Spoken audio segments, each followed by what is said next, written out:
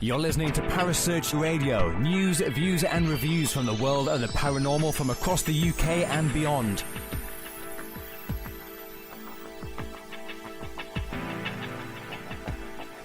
Find us on Facebook, Twitter and the World Wide Web. Parasearch UK Radio.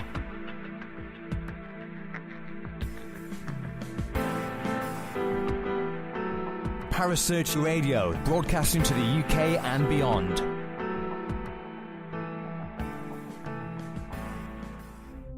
The views and opinions expressed by presenters and guests are their own and do not necessarily reflect the official policy or position of Parasearch Radio or its affiliates and sponsors. Listener discretion is advised.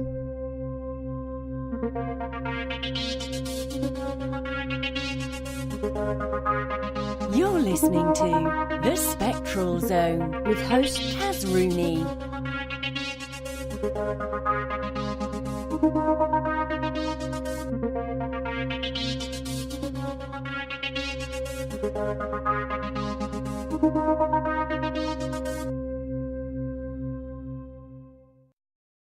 Good evening everyone and welcome to the Spectral Zone on Parasearch Radio. I'm Kaz Rooney and tonight we have a very special guest all the way from Miami, Florida, believe it or not. It's Mr. Rich Valdes. Hello Rich, how are you? I'm doing wonderful. How are you, Kaz? I'm great, thank you. Thank you so much for coming on the show. You have a large paranormal history, don't you? Yes, you could say that. You've been an investigator for well over 30 years, I believe. Yes. Yeah, I started out at a very early age, way before all the paranormal shows became popular. I was doing this by myself. I would go to Coral Castle. I would go to the Biltmore Hotel. I would do my own investigations with tape recorders. Actually, I don't know if people remember that. Tape recorders, not the recorders we have now, and using Polaroids as well to take pictures right away while I was there. And then all of a sudden the paranormal shows became very popular, and I decided to see what it was like to work with a team and joined South Florida Ghost Team back in 2003 and stayed with them until 2005 and started my own team after that. Which is a paranormal consulting agency, I believe. Ironically, at that time, we were a National Paranormal Society. Okay. And then around 2009, we decided to go ahead and change the name to Paranormal Consulting Agency because we figured Paranormal Consulting Agency really fit with what we were doing most of, which was consultations. We had teams calling us in when they had cases that they couldn't handle and asking for our assistance and to consult on them. Yeah. So we figured, you know what, let's just call ourselves what we do, Paranormal Consulting Agency. I think that's really fitting though. Yeah. It's very professional as well. It sounds very professional. Thank you. So, I know, like you said, you started this way before all the TV shows and everything else took off. It has taken off in a really big way. Mm-hmm. Do you have a particular style to doing things? Do you prefer doing things more old-fashioned, or is the tech side important to you? Because the tech thing seems to be huge. It's just forever changing in the paranormal field. I feel that when we tend to forget our past and where we've come from in the present time moving forward, we lose ourselves. You can call me old school if you wish. I guess you can, actually, because November 17th, I'll be 49 years old. So that's not old. So, Yeah, I think a lot of the techie stuff that's out there, I have no problem with it. In fact, I encourage it because it's a way you can tell that there are people out there, just some, not many. Yeah. The grand majority are out there to pretty much just, steal your buck, but or in your case, pound. Hmm. Um, but when you go back to the way things were before, like using Polaroid cameras, film, when you use tape recorders, Yeah. I find that you find more evidence from that than you would in other techie stuff nowadays. Not trashing the techie stuff because I've found a Yeah. few good things since then. Um, but I feel that we've lost our way now, and we rely way too much on the techie stuff, and not on really um, the best tool to use during an investigation, and that being ourselves and what we're feeling at that moment in time. Yeah, I mean, I would tend to agree with you that I do tend to work in a spiritual way, but Yes, I think the only tech, I do have lots of tech, but the tech that I think is necessary to me would be my EVP recorder and my camera. agreed, That's it. That's it. And a agreed. torch, so I can And see that's where I'm going. In fact, that's all I use, and Really? all my team uses. We use a video camera and still camera, and a video and a voice recorder. That's Yeah. it. We don't spend hours upon hours putting up these little cameras and hooking it up to a TV recorder, and you're wasting your time. And we also tend to, one of the things that we started doing years and years and years ago was we would also video record all of our EVP sessions, Yeah. because we found that even though it's protocol for us during EVPs, we always speak like we are right now. Yes. And if you have the client in there or you're working with another team, uh, some or a few will have the tendency to say, "Did you hear that?" And if Yeah. you're not, if when you go back to listen to the evidence and you hear, "Did you hear that? Oh my God," stuff like that, you immediately you forget because you're not in the moment, and it's hours later after you've slept for, I don't know, 9, 10 hours because you were up all night. Um, that you tag moments like that. That was so and so whispering.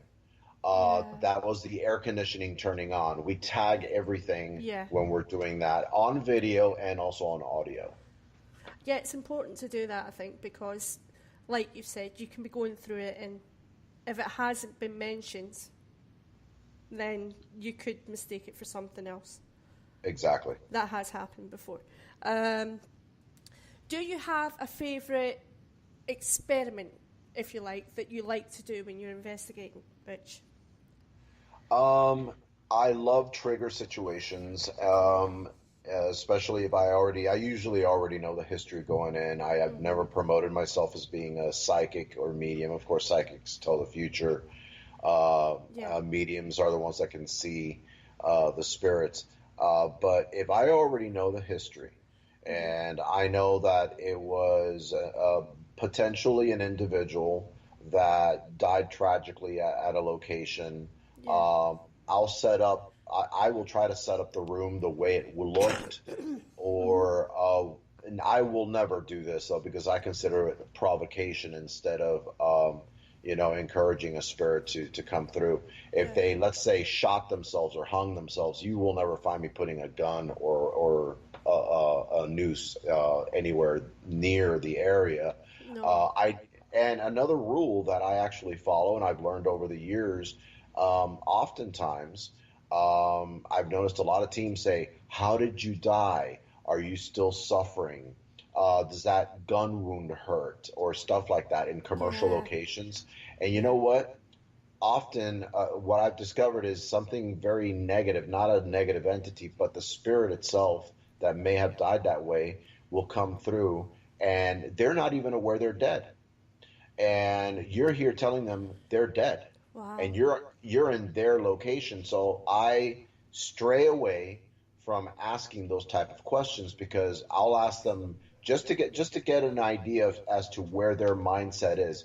Who, for Yeah. example, I'm here in the States. Yeah. Who's the president of the United States right now? And if you hear Abraham Lincoln, then you can actually know, what year it was. It was around the time Abraham Yeah. Lincoln was the president. That's Or actually a really good idea. yes, and it's something that people should really consider because oftentimes we don't know what we're going into. We don't know that spirit knows they're dead. It's very much like the movie The Others, Yes. and if you recall with Nicole Kidman. Yes, I do. And I love that movie. It's a great example to use. If you haven't seen it, for your listeners, watch it. But I'm going to give away something here, so I apologize. The whole movie, you're thinking Nicole Kidman and her children are living in a haunted house. Yes. At the end, you come to find out they're the ones that are the ghosts, and the living are the ones haunting them. So there you go. Wow. That's the idea behind why I started using that during investigations. That is a really good example, actually, that movie. Mm-hmm. That is an excellent example, Rich. So, I mean, you have been on TV as well. Yes. You have. I believe you were on A Haunting, and it was the episode Buried Secrets. Buried Secrets. Yeah. It aired on A Haunting last season. First time my team and I were on TV, and we really specialized more. I'd say 98% of the time on helping clients. Okay. I think that's an area in the field of the paranormal that's been lost. Yeah. And it's an unfortunate thing. There's too many people going into commercial locations. They do what I call the monkey see, monkey do thing. It's Yeah. and they want to go to this haunted location or this haunted location. Well, how about the people that are suffering? How about the people that are scared and they don't know what's going on in their lives? That's So true. that's why we call ourselves paranormal consulting agency because we're there to help these people get their lives back. Can you tell us a little bit about that episode that you were featured in? What is the story actually behind it? So The story everyone behind knows. it. Yeah. The story behind that episode was an individual that was a close friend of the medium we were working with at the time. She's no longer with the team.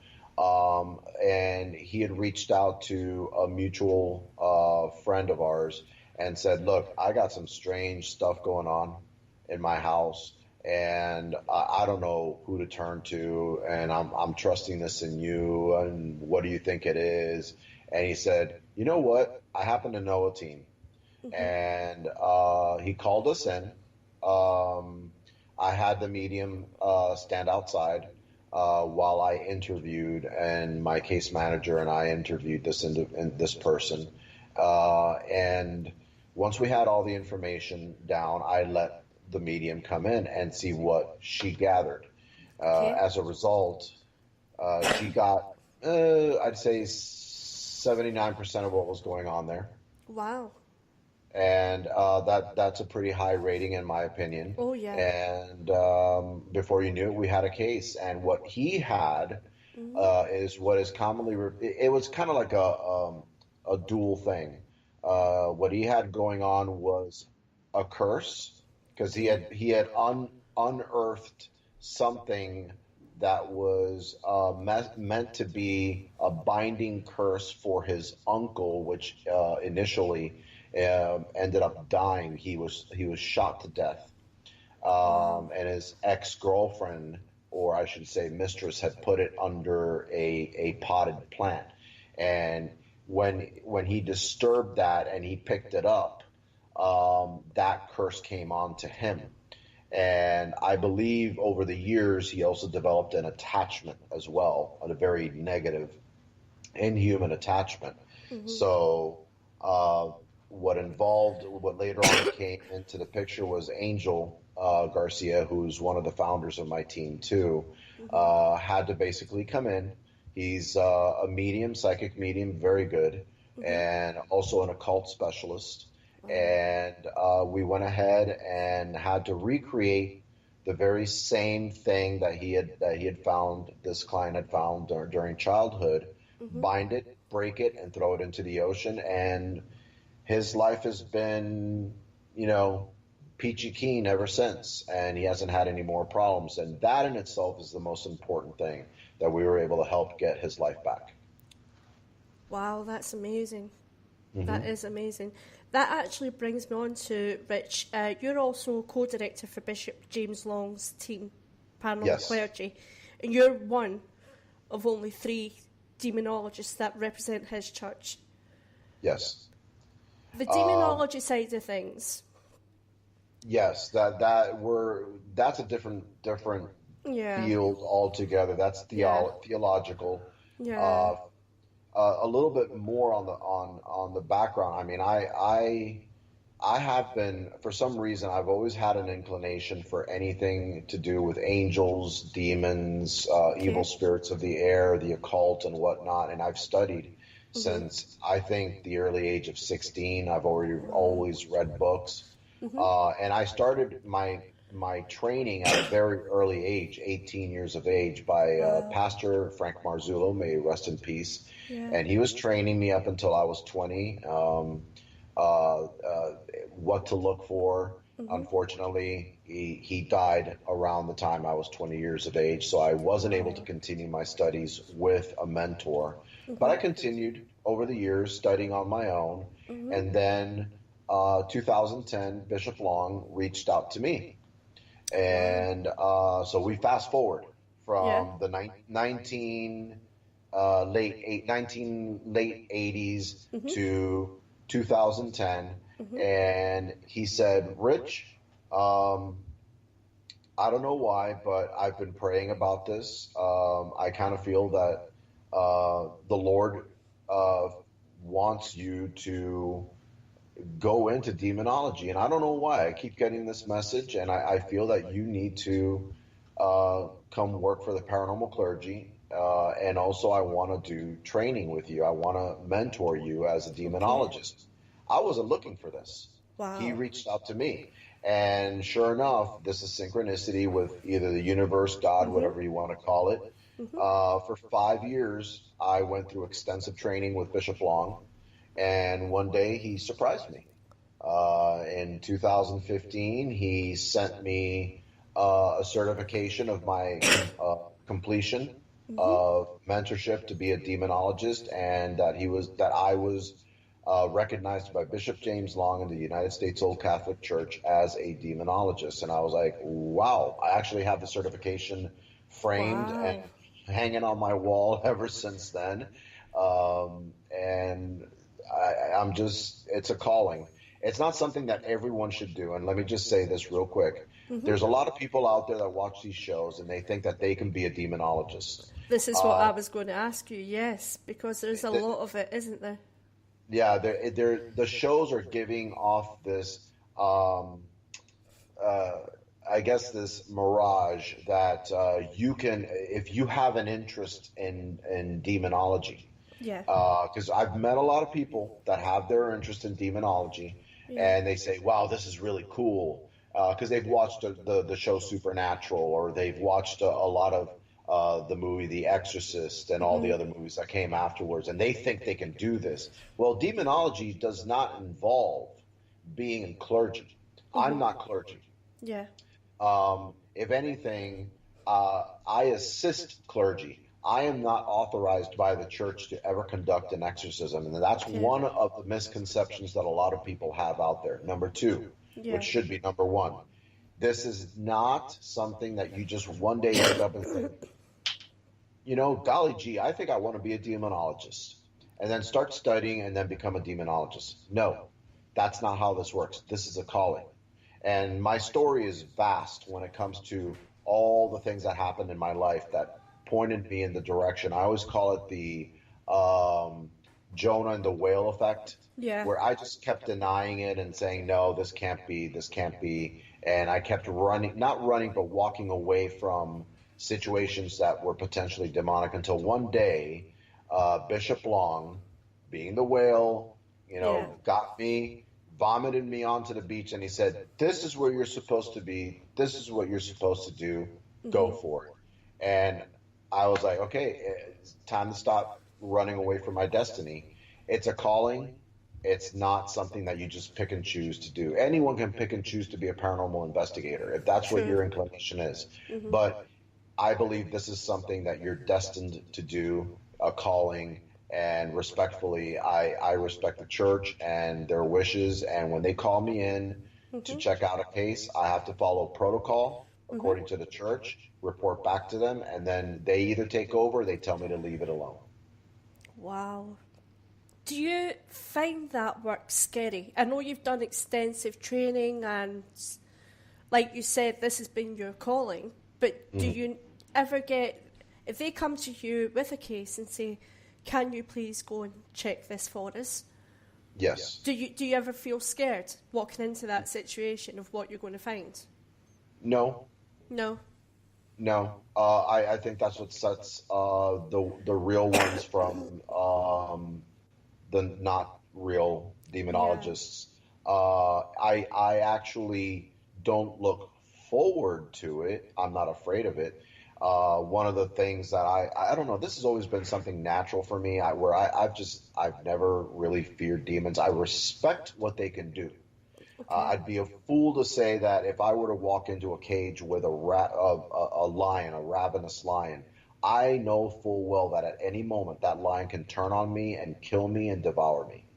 So I always walk in very cautiously, knowing the dangers. Yes. But I never walk in fearfully, because one of the many emotions they use, but the top emotion that demonic entities use is fear. They will invoke what you fear. Let's say you're afraid of clowns. Okay. All of a sudden, you will start getting dreams of clowns before you even arrive to the case. You'll see clowns in every corner you walk by or drive by. They try to invoke that fear because guess what? Invoking fear in you is opening you up for them to attack you. Wow. So this is more psychological, and this is what people fail to understand. Than it is like if you were to go into a location to investigate a human haunting versus a demonic one. They know you. Let me put it to you this way, Kaz. Okay. If just to give you an example as to how a demonic works. Okay. A demonic entity has existed for thousands upon thousands of years, even before the creation of man, according to biblical script. And they, in fact, have also tempted man since they were created. Wouldn't you be inclined to agree with me that they are the best experts when it comes to human anatomy and how their mind works, how they feel, what makes them feel certain ways? Because you can't see them, but they can see you. So they are actually the ones that have the upper hand at every single situation. Hence why, when you're a demonologist, you need to go in physically, emotionally, mentally, most importantly, prepared, and spiritually, because what you're going into is a boxing ring. And you're going to be the first one. I've always said demonologists are very much like bishops, or not, actually, no. They're very much like pawns on a chessboard. They're the first ones that go in and get tossed down and hit. And once you get hit, and it's a very tough life to lead, you gotta, like, as that pawn and you're on the board, scream back to the bishop and say, "Yo, bishop, I need your help now, man." That's how this works. Okay. Here's the thing. Yes. Do you feel, this might not make me popular, Rich, but I'm going to ask it. Do you feel with the TV shows, and obviously I'm not going to name any specific TV show, but yes, there's a lot of, it's demonic, it's a demon, it's bandied about so much that people who may have had communication from a dark or slightly malevolent spirit are assuming it's a demon. There's a lot of it being bandied about. I'm inclined to have to agree with you there. Yes, there's way too many TV shows. I know which one you're talking about. In fact, Bishop Long has been on that show twice or three times, if I'm not mistaken. And he actually, the first time, if you recall, he actually scolded the star of that show for doing what he was doing. I remember that. And in fact, when the second time he was there to help them, he and this is a rule that he has, he will never conduct a solemn rite of exorcism on camera. It's a very, very sacred thing, and it's one of the many things that I respect Bishop Long for. Yeah. But yes, I do agree with you. You also have to remember something. A lot of these shows and a lot of the production companies need to sensationalize what is going on, and that in there lies the issue. What's going to draw more attention? A haunted house or a demon or a demonic possession? Let's go back almost 3 years ago when Exorcism Live came on the air. And my boss, Bishop Long, was there. A good friend of mine, Chip Coffey, was on the show as well. And they were there. Notice the way they advertised it. This is all in how you advertise it.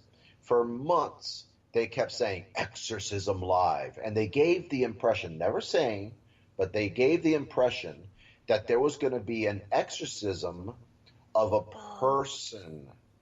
Wow. Being performed on a person. And when people showed up, although it was one of the most highly rated live feeds throughout the world at that moment in time, they were so disappointed when they noticed that Bishop Long was not sitting in front of a human being, sprinkling holy water on them and doing the solemn rite of exorcism, because there's two rites, by the way, over this person as they screamed and spewed out green pea soup and spun their head backwards and forward and everything, and saw that it was a minor rite of exorcism. And let me explain a little bit of that. A minor rite of exorcism is when there's a demonic infestation of a location, a house, a building. So you go in performing the minor rite of exorcism, hence why it's called the minor rite. No person has been possessed, maybe harassed but not possessed. The solemn rite of exorcism is where he will tell whoever may be there, if he's ever on TV, to shut down the camera, because it's a very private, very intimate situation, and something that he feels the solemn rite of exorcism and the words that are conjured forth in order to challenge, because you are placing yourself in danger. You need to challenge this demonic entity to get out. This is around the only time that provocation is done, because you're provoking a demon to come out. That's when he will tell you to shut it down. So since that didn't happen in Exorcism Live, there were a lot of people that started trashing Bishop Long for this. And Bishop Long, let me tell you, one of the most respected exorcists today that actually it has made it his life's mission to make himself available. He is one of I think only two clergymen, I can't remember the name of another, that actually helps the paranormal field if they ever do happen to come across something demonic. All the others will turn you away. I dare you to go to any Catholic church here in the United States and tell them, I think this individual's dealing with a demonic entity, and they will tell you, there's nothing I can do. They will turn your back on you. And it's a shame. It really is. So he is one of the very few people, and people should be thankful that he is that kind of a person that feels inclined to help those that are delving in the paranormal field, but all of a sudden they fall into theology. And theology has nothing to do with the paranormal. Let the clergy handle that. This is the thing. I mean, you have to give the man that respect. That is a dangerous situation. Now, for the record, I have never had any contact, to my knowledge, with anything demonic. I'm pretty sure if I did, I would know about it, but I haven't. So because I haven't got that experience, but that's a dangerous situation. It's very dangerous, and it's very rare.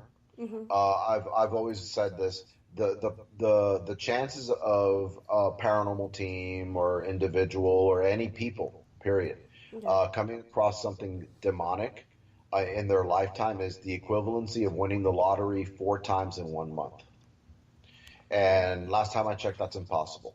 It's very rare. When it does happen, and as I said, rare. Yes. When and if it does happen, as a demonologist, I know what to look for. I've been trained to do certain testings to see if this is demonic or not.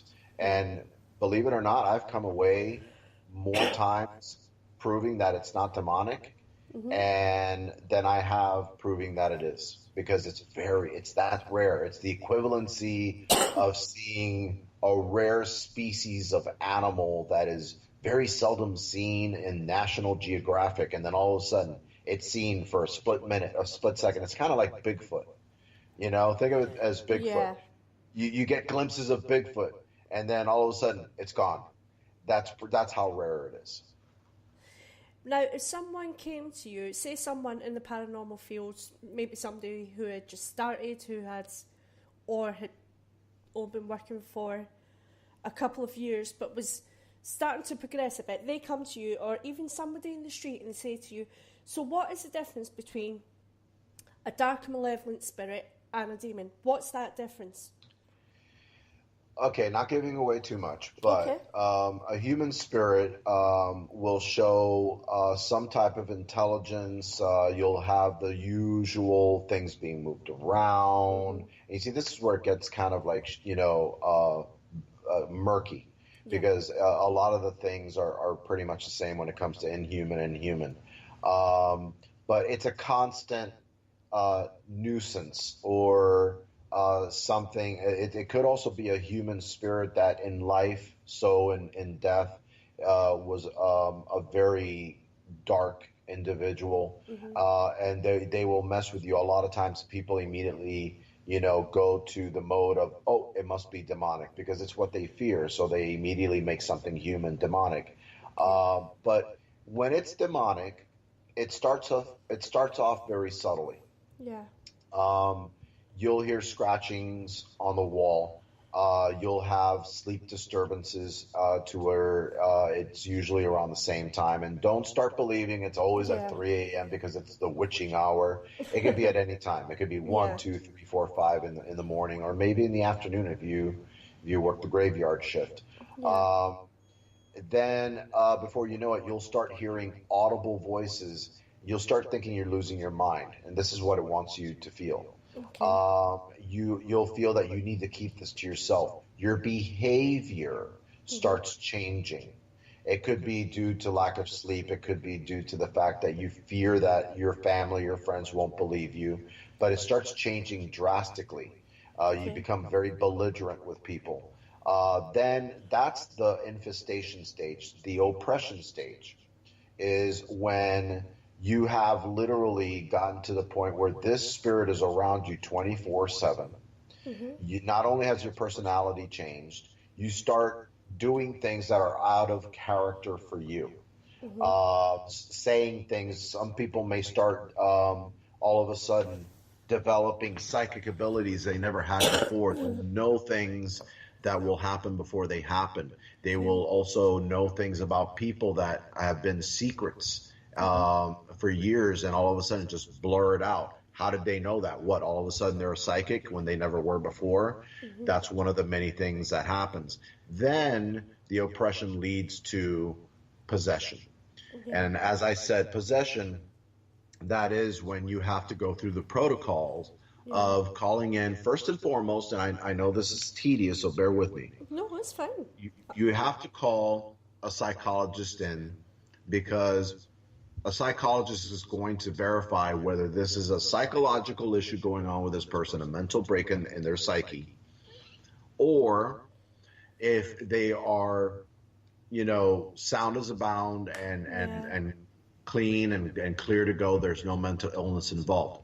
That's the start. Once the bishop or the priest receives the field report from the psychologist that yes, they're of a sound mind or not. Based off of that, they make a decision. If they're not, they have to encourage by law, at least here in the States, that this person seek out psychological therapy from a psychologist and psychiatrist, and they drop the case immediately because it's considered a liability. You may be encouraging a psychotic episode in a person that may later on commit suicide. Now, if they're found to be mentally fit, then there's something more going on here. Then the testing, that's when I get called in. To do the testings to see if there is something demonic with this person. If they fail the test, and trust me, failing the test in this situation is a good thing.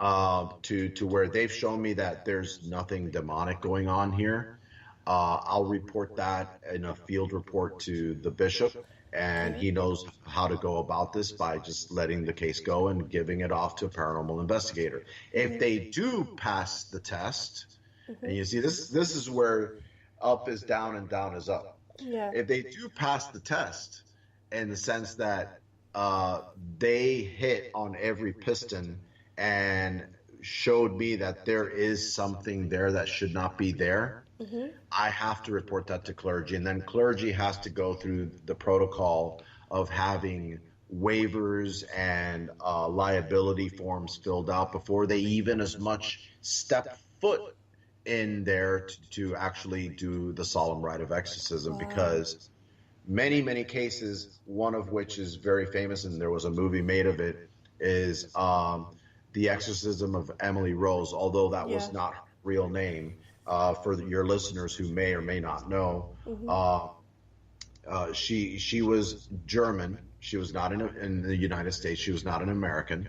She was in Germany. This happened in Germany. And her real name was Anneliese Michiel.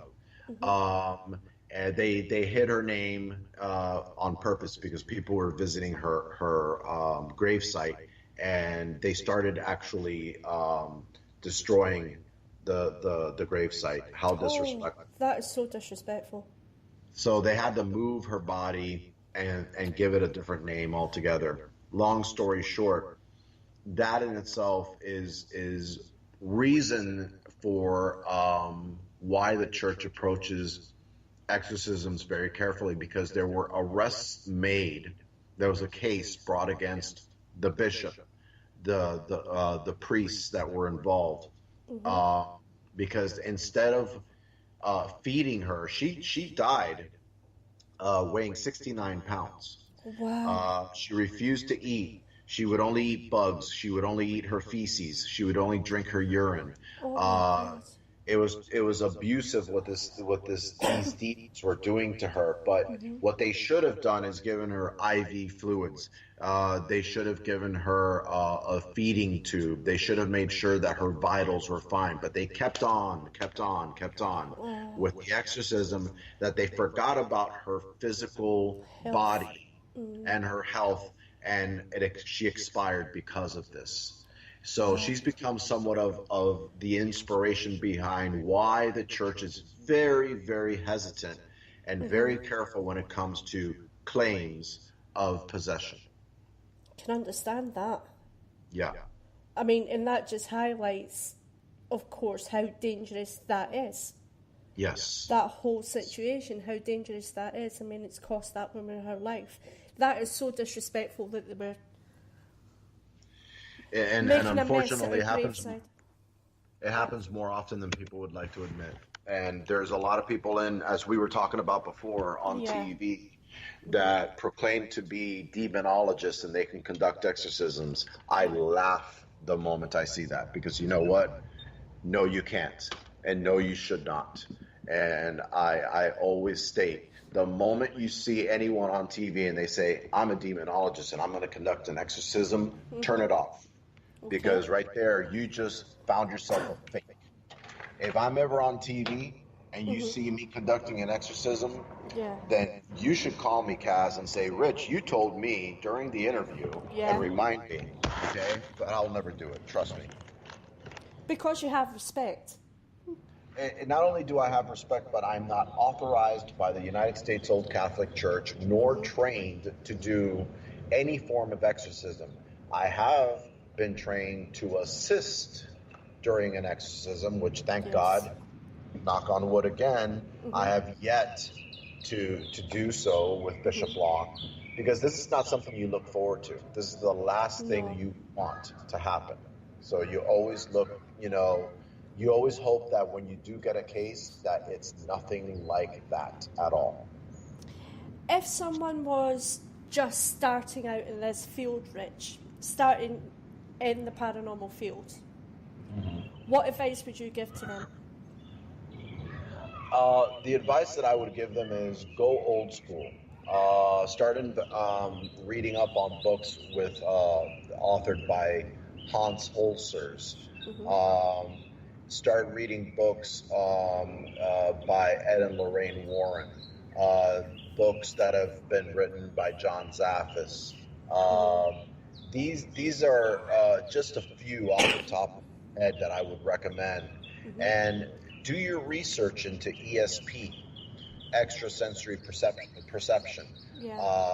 Find out what the parapsychologists, the ones that have degrees, have been investigating or actually implementing during investigations of the paranormal.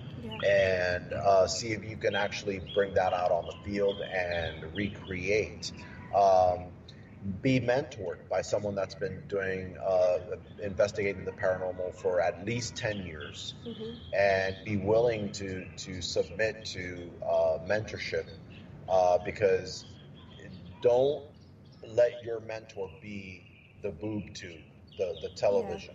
Let your mentor be someone that is a proven paranormal investigator. I've always said there are no experts in this field, but at least someone that's a vet and has been doing this and knows what to look for, that can teach you the correct way of doing things. And also do your research.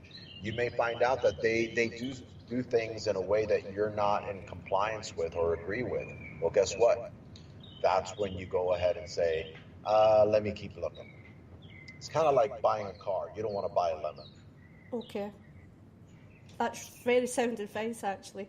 I actually find, looking at the paranormal field, obviously I'm in the UK, but the ones who have been doing this for a long time, right, they will come forward all the time and say, we're still learning things we didn't know. We're still doing research. We are still finding out things we didn't know from other people. But they've all had this interest in the paranormal from a young age. It's not something they've just woke up one day and thought, oh, I'm going to be a paranormal investigator. It's something that's been with them their entire life. Myself personally, I've been interested in the paranormal since I was a young child. But that's what I have found when you look at people in the field, the ones who've been doing this for 20, 30 years. That's something that's been with them since they were a child. They've had that interest, so it's almost like a calling to them. Agreed.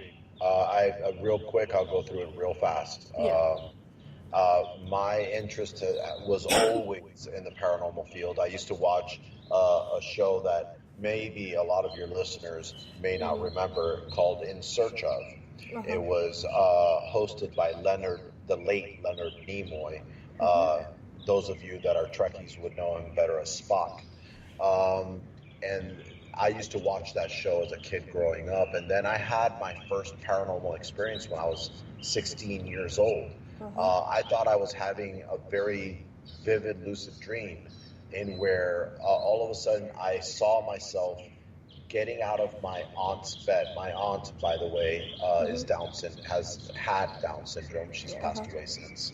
And I was looking through her eyes, and I was shorter than I was, and I'm thinking, what's going on here? Why am I in her bedroom? Why am I getting up from the bed? And all of a sudden, I make my way, or she made her way to her doorway, and blackout and a sensation of falling. Next thing you know, I have my mother banging on my door because I locked it. Hey, teenagers, Yeah. You want privacy. Yeah. And my mother's banging on the door telling me, Rich, wake up, wake up. Your aunt has had 13 epileptic seizures. The ambulance is on Wow. their way. We need to get over there. And I was like, I couldn't get up. Kaz, as much as I tried to open my eyes, move my limbs or anything, I couldn't get up. And I couldn't figure it out. I was literally in sleep paralysis or in some kind of paralysis. And later on, as I asked my family, because they were very devout Christians and they believed that it was either angelic or demonic, one or the other. They were telling me, I can't explain to you what happened. But to finish the story, I ran 5 blocks to my grandmother's house where my aunt was and found her exactly where I left her in what I thought was a dream.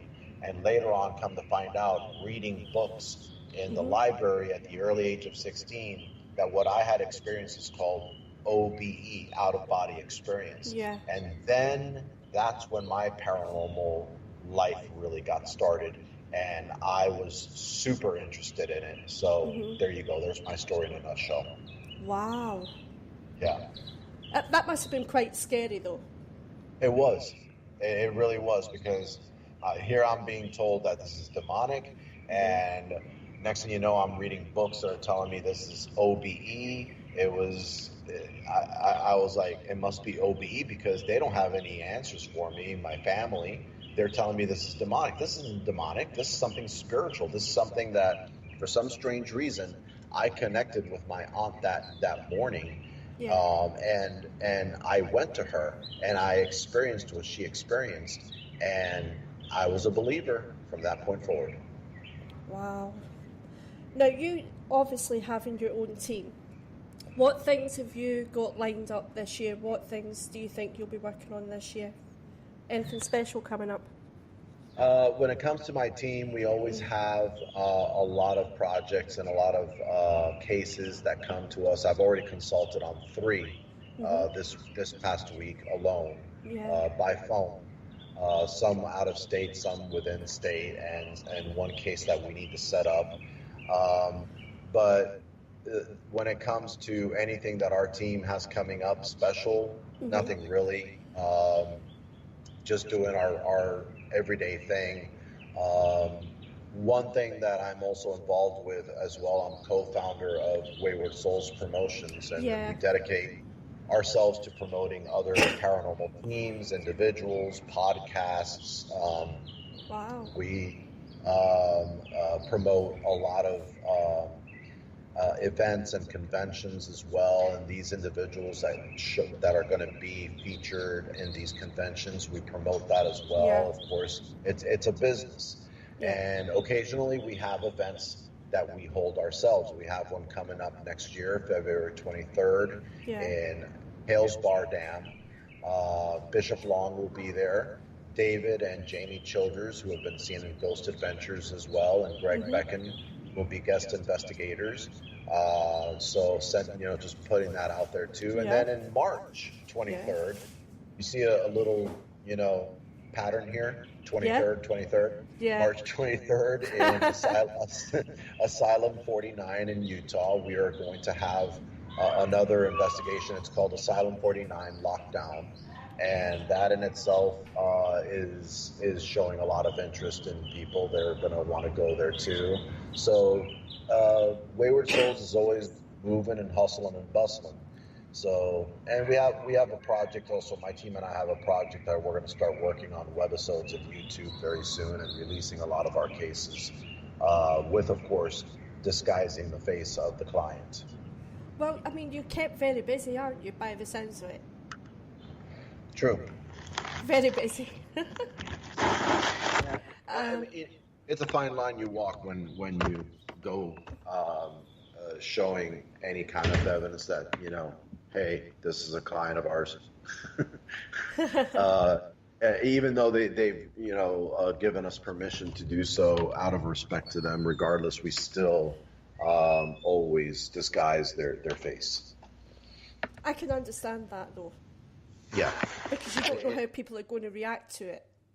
Exactly. And they may have been in agreement with it at first, but then they may have had a change of heart. You know Yeah. what? I don't want to be that guy that ends up having a lawsuit on their hands, even though there wouldn't be a lawsuit because they did, write their Jane or John Hancock on the release form. But out of respect to their privacy, and oftentimes, we're one of very few teams that don't go in with uniforms. Hmm. We're one of very few teams that don't fold our arms during team pictures. I, Yeah. I I think that's so passe. Yeah. We've never been the team to fold our arms. We've never been the team since 2005 to wear team shirts because why?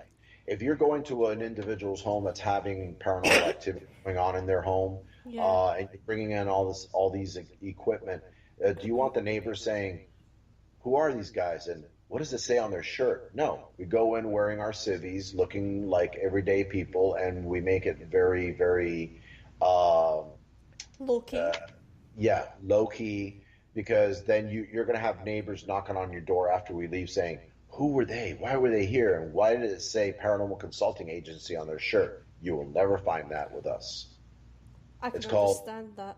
it's called it's called discretion, and Yeah. and that's how we always are. Do you feel, Rich, when you're looking at the paranormal field, like you said, the commercial locations, people Yes. always have lists of, I want to do this and I want to do that. I'm no different. I want to go and do Waverly Hills. Just haven't got over there yet. But do you feel that they're missing the point a little bit and should be looking more to helping people who don't understand the things that are going on around them I'm and in their glad you homes? brought that up. I don't know how much time we have left Oh, for go your ahead. show. Go ahead. Uh, but am I allowed to mention a show that I actually do enjoy? Because I don't watch shows often, Yes, but of when I course. do watch Of this course you one. can. Yeah. Um, Dead Files. Mhm. I love Dead Files. Amy April Allen and Steve DeShavi, the job that they do. Notice they Yeah. help clients Yeah. in homes. They are one of the only teams that are featured on television next to Kindred Spirits Mhm. that help clients in homes. I believe the paranormal field nowadays and a lot of the production companies prefer that these paranormal teams go into commercial locations because they can pull off a lot more garbage Mhm. that you shouldn't do during an investigation Yeah. in a commercial location versus a residence. And I applaud shows like Kindred Spirits and shows like Dead Files that still, to this day, have dedicated themselves to helping clients, real people that are going through something paranormal in their lives out, because that, in reality, in my opinion, is what the paranormal should really gear itself towards and start turning back the hands of time and start going back to doing, Yeah. helping people out, not helping yourself out to be famous because you investigated, the famous, I don't know, asylum this or Mhm. hospital that. Who Yeah. cares? Yeah. That's been overdone so many times, and it's getting out of hand. So yes, I feel there's been a break from that, and I feel the paranormal field needs to start finding its way back to helping Actually, people. yeah, actually thinking about that, we did have a TV series here in the UK, Hmm. and it was called Living with the Dead, and it was with a medium called Ian Lawman. Okay. And that's exactly what they did. They went in to help people in their homes. There you go. And for some reason, the show got stopped, and I was really disappointed because I did enjoy that show.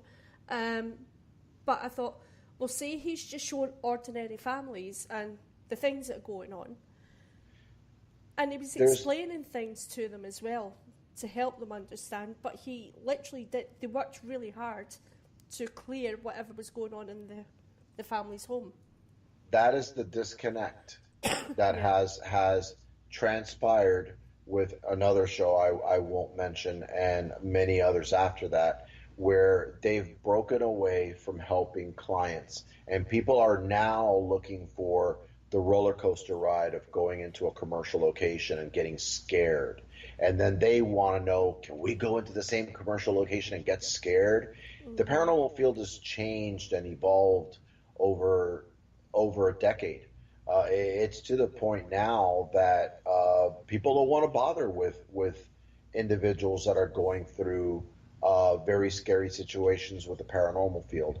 They want to be that team that goes into, oh, we want to go into this place because this team on TV went there and we want to see what it's like. We want to see if we experience what they experience. Yeah. Who cares? I call those field trips. Yeah. Whenever my team and I go to locations like that, I call it a field trip because you can experiment and do things that you otherwise would not do in a residence because you may stir things up. I encourage to your listeners that may be paranormal investigators or budding investigators that are looking into getting into this, start off with teams that do residentials and learn, because this is really what Paranormal Consulting Agency, we consult. We're almost like therapists helping individuals out. And you need to start realizing you need to start with basics, and the basics will always be what you could stray away from for a little while to do a commercial, but always come back to your bread and butter.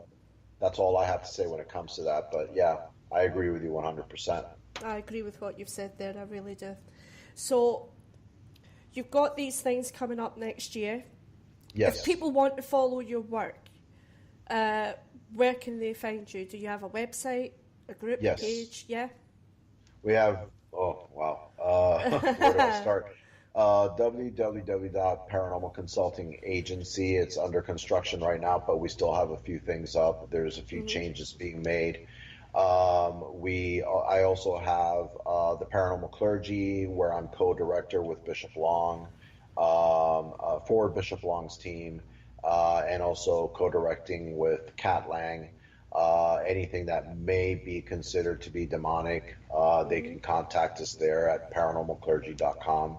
Also, the big one that I'm working on these days is www.waywardsoulspromotions.com.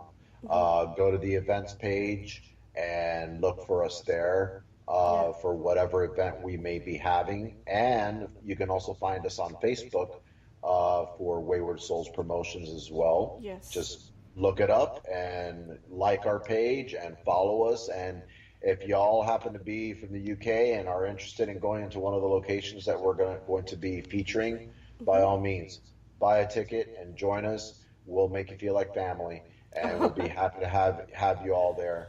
And also the Paranormal Consulting Agency.com. If you need any help or any assistance or consultation, feel free to contact us through there as well. Well, what I'll do, Rich, is I will post all this on the group page as well, so that people have it there and they can go straight to it. I'll put the links up for everything. Thank you. Thank you. Welcome. Much appreciated. You're very welcome. Thank you so much for coming on the show. I hope you'll come back some point and talk to us again. By all means. I loved talking with you, Kara, and as far as I'm concerned, or Cass, sorry. It's okay. I was talking to someone similar to earlier this morning. But yeah, if you ever want me back on board, let me know, and I will gladly be on the show. It'd be fantastic. So all that remains for me to say is, everyone, I'll put the links up and you can follow everything that Rich and his team will be doing. Remember, all the radio shows you can find parasearchradio.org. Parasearch.org, is the new website. And you can find us on YouTube, you can find us on Twitter, you can find us on Instagram. You can catch up on all the shows as well on SoundCloud, on Podbean. We're absolutely everywhere, you can't miss us. But all that remains for us to say, Rich, is say bye to everyone. Okay. Bye. Goodbye. Bye. Thank you for listening. Don't forget to join us for more shows throughout the week. Find us on Facebook, Twitter, and the World Wide Web to keep up to date with all the shows right here on Parasearch Radio.